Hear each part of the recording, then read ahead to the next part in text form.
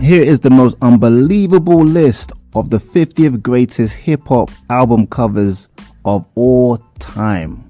This is Fresh Hip Hop Opinion with your guy Oleezeh. Don't forget to subscribe. Now this is in celebration of hip hop's 50th year anniversary, and Hiphopdx and Hiphop Wired have collaborated to put this list together to show the top 50 greatest hip hop album covers of all time. But let's get straight into it, people. It's not in order, but here's the list that they've compiled together.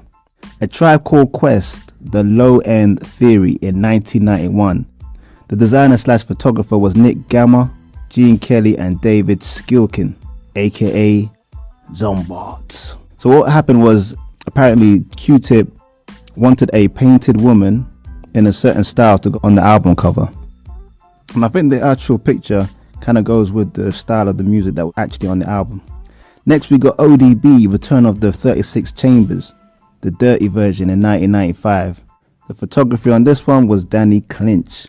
But obviously this is just his ID card, so there's not much really to do in terms of photography. But in a time where everyone was trying to be glitzy with the gold chains and platinum chains and the diamond rings, ODB was kind of trying to move opposite, and he tried to make it a bit more grimy. He grew up poor, so he was on welfare, so he wanted to show that raw side of him. And the story is that it actually was ODB's idea to show that he wasn't all rich and he wanted to just keep it real. Coming in next was Nas Illmatic in 1994, and the designer photographer was Amy McCauley. This is the classic album cover as Nas as a 7-year-old boy, and then the backdrop is like fused with his projects in Queensbridge. Well, the original picture was obviously taken by Nas's parents, but you know what I'm saying, the photographer merged the projects with Nas's picture. But Nas originally wanted to make album cover picture of Nas putting Jesus in a headlock because of that classic line Nas made about when he was 12 years old, he went to hell for snuffing Jesus. That classic Nas line from back in the day. Next we got Lauryn Hill, the classic album The Miseducation of Lauryn Hill in 1998. The album package photographer was Eric Johnson, and this was a really cool creative album cover because obviously it's about the miseducation, it's called, and the album is kind of looks like a desk with the pencil in that gap bit where the desk used to. I don't know if desks are like this anymore actually, but that's how it used to be back in the day. And next we got the Notorious B.I.G. Ready to Die, one of my favorite rap albums of all time. Came out in 1994, and the photographer slash designer was Michael Levine. The word back then was Biggie copied Nas's album cover by putting a baby on the front cover, and I always thought this was like Biggie's kid or Puffy's kid, but apparently it's not. It was just a random kid that came for casting. But yeah, just thought if anyone didn't know that, it's not actually Biggie's kid.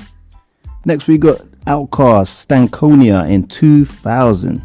Art direction and design was by Mike Rush, and the photography was by Michael Levine again. Me personally, I didn't think this album cover was that amazing, but it's cool, it's interesting. But apparently it was Andre 3000's idea as well. But he had the idea of like making the American flag black and white, and then like Outkast was bringing the color, which is a cool kind of idea in my opinion. But next we got Lil' Kim, Hardcore in 1996. This was a breakthrough, groundbreaking kind of album. And again, the designer photographer is Michael Levine. This guy was making money off hip hop, that's for sure. You know what, for the album to be called Hardcore, her posing on the album cover isn't as raunchy as you would imagine for Lil' Kim, because we all know that classic pose she did, which is too much for me to describe right here, you know what I'm saying? But yeah, next one is Kendrick Lamar, To Pimp a Butterfly. This is one of my favorite, actually my favorite Kendrick Lamar albums actually. I think it's better than his first one. But this came out in 2015. The photo was done by Dennis Rouvra. I think that's how you pronounce it. Sounds French. But Kendrick actually had a contribution to the art direction as well. Very cool album cover with all those faces and individuals in front of what looks like the White House. It probably is the White House. And I think it suits what the album was kind of sounding like. There was a bit of rebelliousness and political side to the album. I think the best album covers resonate with the actual album. Next we got Tyler the Creator, Flower Boy in 2017. The designer photographer was Eric Wright. Yeah, not Eazy-E for anyone thinking this was 2017, people. But Eric Wright, yeah, was a photographer. This is a cool album cover. Super creative, that's for sure. And Tyler the Creator apparently is always very hands-on with his album covers, with all the artwork. He actually gave Eric Wright the sketches from his own sketchbook and just basically explaining what he wanted to convey on his album cover. Next we got J. Cole, K.O.D. That was a super good album in 2018. Cover art was done by Camus Haroun. It's kind of a freaky album cover, to be fair, but it just looks cool. Sometimes an album cover doesn't need to say something, but sometimes it just looks cool. You got like ghostly ghouls, you got all these little kids pictures, and it's like the guy with the crown on it, J. Cole, something like that. Interesting anyway. But the story is, J. Cole gave him the remit for what he wanted, and they were watching some like sports game, and the designer basically put it together. Next is 2 Live Crew, Nasty as They Wanna Be in 1989. Now this one, kids, don't watch. Yeah, this one's a bit explicit for album covers, but as you can see, there's some good things to see. Next is Tupac the Don Killuminati, The 7 Day Theory. This is a sick album cover.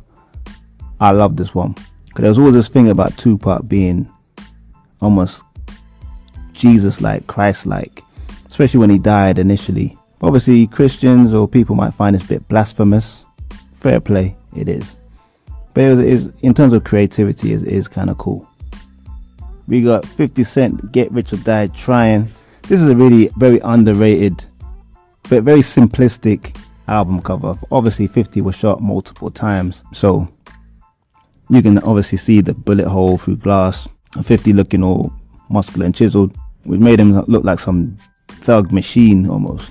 Next we got A Tribe Called Quest, Midnight Marauders in 1993. Similar to the other one I mentioned earlier, it's got that same woman figure in the middle, and then it's got these faces in the background. Creative again, still dope. Next we got Big Sean, one of my favorite rappers of the last like 10 years. Definitely gotta do an episode on that, yeah, because he doesn't get the respect he should get. But the album here is Detroit 2 in 2020, follow up to that mixtape he did, Detroit, which was sick. Unbelievable mixtape. Yeah, it's interesting. I like the graphics of it. People above him playing like drums and stuff, and Big Sean's just standing there like a don. I wouldn't put it as a top 50, but it was cool. Next we got Boogie Down Productions, By All Means Necessary. And you got KRS-One with that gun looking out the window, like basically copying that classic Malcolm X picture with Malcolm X with the gun.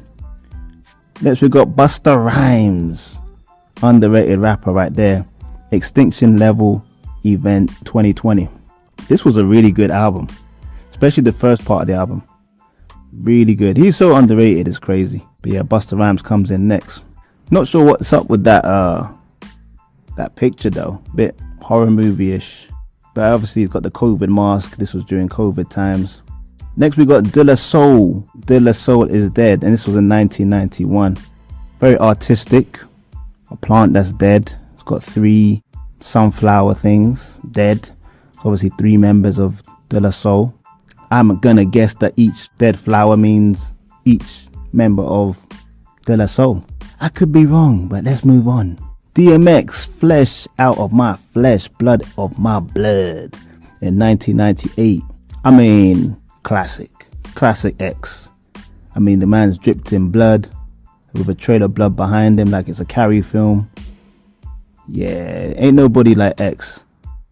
Nobody was like X. And then we got Dr. Dre, The Chronic, came out in 1992, that classic West Coast album which spawned so many hip hop classics. I mean, I wouldn't call it as one of the greatest hip hop covers. It's iconic because it was a great album. But as an album cover, it's just Dre's face. I mean, you let me know in the comments what you think about that.